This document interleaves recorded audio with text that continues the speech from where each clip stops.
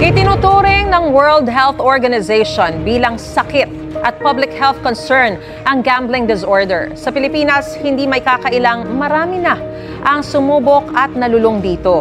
Mula sa pataya-taya, pagpusta, hanggang sa wala nang matira.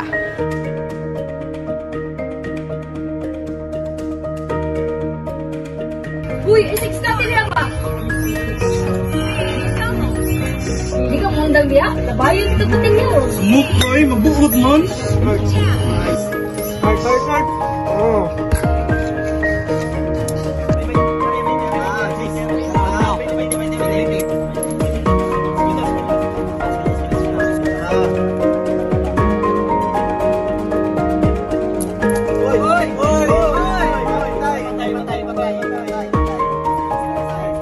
Kung sa una, mga ordinaryo ra nga sugal lang inyong makita sa balay, sa kalsada, ug sa uban pa. Karon, aduna nay duwa nga pwede daw kang mudaog og milyon. Mao kini ang scatter. Ako si Edo. Ako si Jan. Sa kalisod sa kinabuhi, pangawat ni tungkol sa sugal, wala namin kagasto, wala namin kapuan. Sumoto, kapit ko sa pagpalim. Ako cellphone! Na napriso, ay nakapatay tungod sa ka-addict na mo sa sugal. Grabe ginang piktos sugal sa mo. Ako dahil si Jay Cabornay, nabuang sa online sugal.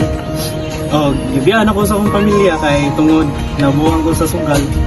Ako nag-ibang baligya akong mga ari-arian. Ang tanan sa mong balay, nawala na yun. Isod ka yung kinabuhi kung makuhan ka sa sugal dyan.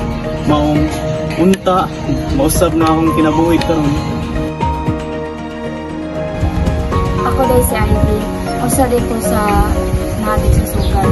Natungod sa sugal, ay nalumbiyaw ko ang nutrition.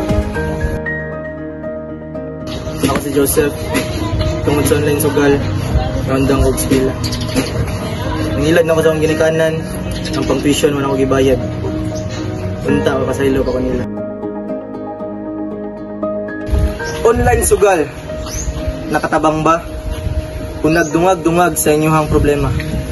Wala. Mangita na may tarong trabaho. Wala. Mabalik na ko sa Ginoo. Wala. Mabalik na ba sa communication? Wala.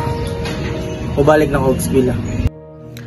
Adunay mga tawo nga na-addict tungod sa online sugal.